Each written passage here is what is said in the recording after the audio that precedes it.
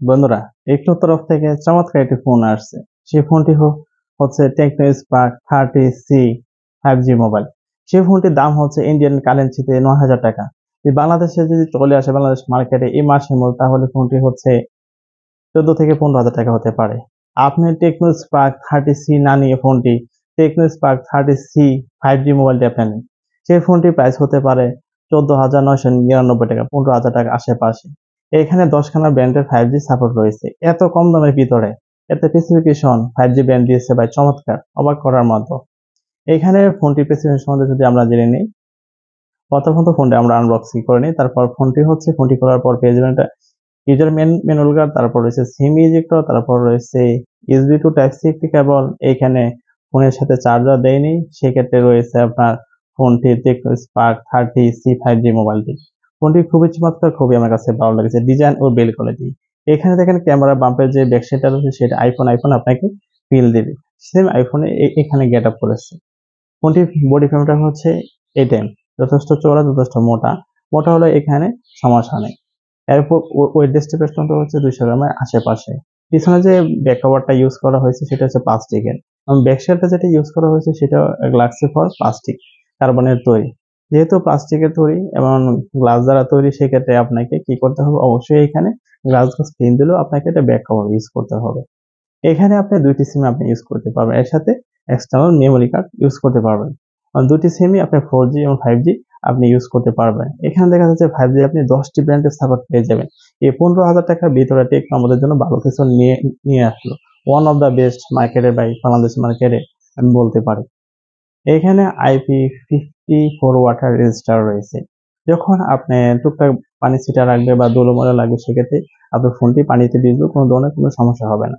যদি দূরে কোথাও যান বা বাইক রাইডিং করতেছেন, এই মুহূর্তে বৃষ্টি নেমে গেছে, যদি পানি ছিটা লেগে যায়, তারপরেও ফোনটি কোনো ধরনের কোনো সমস্যা হবে না। এখানে বডি ফ্রেম ডিজাইন ও বিল্ড কোয়ালিটি আমার কাছে খুবই ভালো লেগেছে। ফোনটির যদি ডান দিকে চলে আসি, সেখানে আপনি পেয়ে যাবেন volume half down button. Volume half down ভিডিওর নিচে রয়েছে একটা on of button. On of বাটনের সাথে ফিঙ্গারপ্রিন্ট দেওয়া হয়েছে। এই ফিঙ্গারপ্রিন্টটি যথেষ্ট ফাস্ট, যথেষ্ট আপনার একুরেট রয়েছে, বরাবরের মতে আমার কাছে খুব ভালো লেগেছে। ফোনটি যদি উপরের দিকে চলে আসি, এখানে পেয়ে যাবেন একটা স্পিকার। ফোনটি যদি বাম দিকে চলে আসি, এখানে রয়েছে সিম ইজেক্টর কার্ড।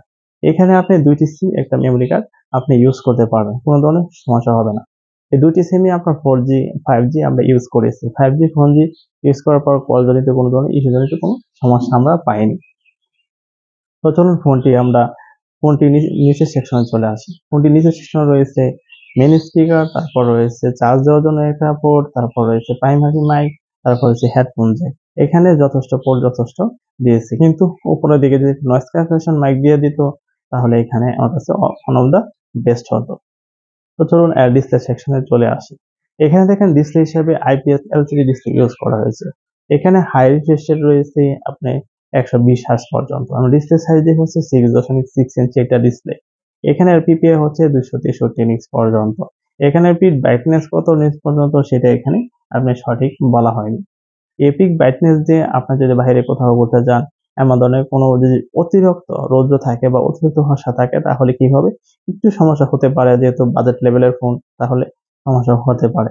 এমন ডিসপ্লে যে বেজেলটা রয়েছে, চিন রয়েছে, একটু মোটা-সোটা দিয়েছে। এখানে ভিজুয়াল এবং বেজেল বলেন এবং চিন বলেন, সেক্ষেত্রেও একটু যদি নিয়ে করে দিত, তাহলে ভালো হতো। তাহলে ফোনটি আরো আকর্ষণীয় সুন্দর লাগতো। এখানে আমাদেরকে মন কাড়ার জন্য একটা সেলফি শুটার দিয়েছে।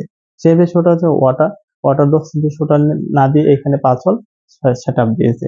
ফোনটার আকর্ষণটা বাড়িয়ে দিয়েছে।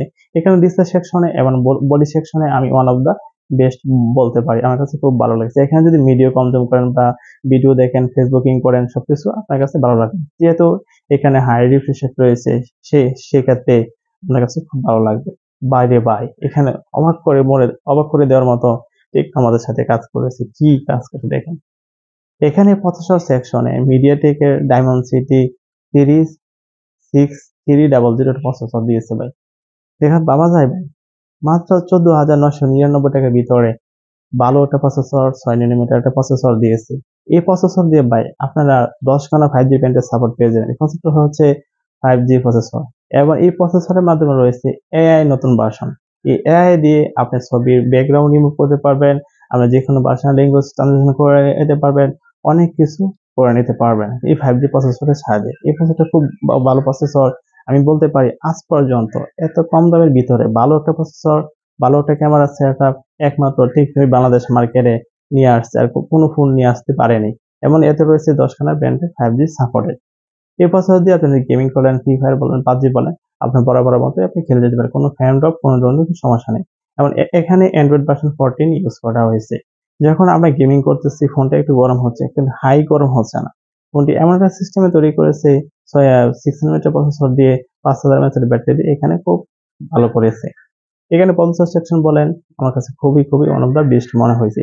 এই ফোনটি আপনার চোখ বন্ধ করে অনায়াসে আপনি নিতে পারেন।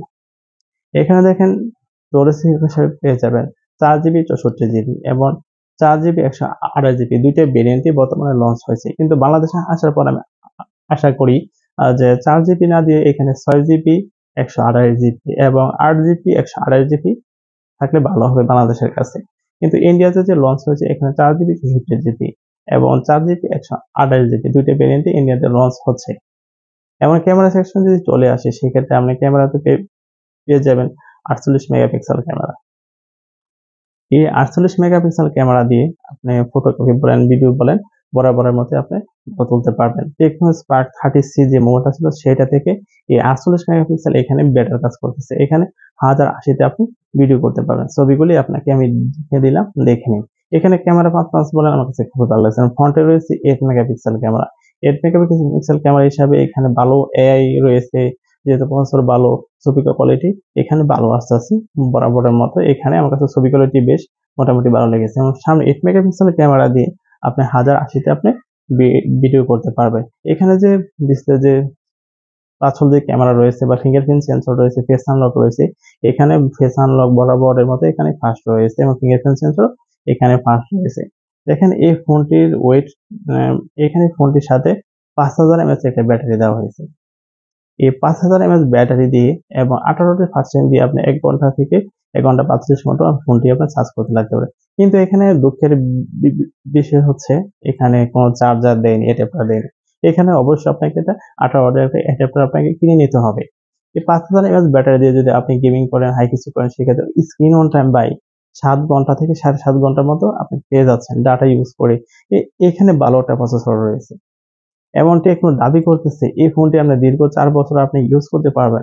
এই ফোনটি দিয়ে এই ফোনটি দিয়ে আপনি অন অফ বাটন যদি ডেইলি 100 বার আপনি অন অফ করেন সেক্ষেত্রে আপনি 4 বছর পর্যন্ত অন অফ করতে পারেন। ফোনটি অন অফ বাটন কোনো ধরনের কোনো সমস্যা হবে না। এবং ফোনটির লেগ টেস্ট বলেন যত ধরনের টেস্ট আছে, টপ টেস্ট, রোলার টেস্ট সব টেস্ট করা হয়েছে। এখানে যথেষ্ট শক্তপোক্ত ফোন রয়েছে। এটা আপনি অনায়াসে চোখ বন্ধ করে ফোনটি আপনি নিতে পারেন। এই ফোনটি কেন নিবেন? দেখেন এখানে ক্যামেরা সেকশন বলেন 1 নাম্বার ভালো রয়েছে। 2 নাম্বার হচ্ছে এখানে ডিসপ্লে সেকশন এই বাজেটের ভিতরে আমার কাছে ভালো রয়েছে। 3 নাম্বার হচ্ছে তার প্রসেসর।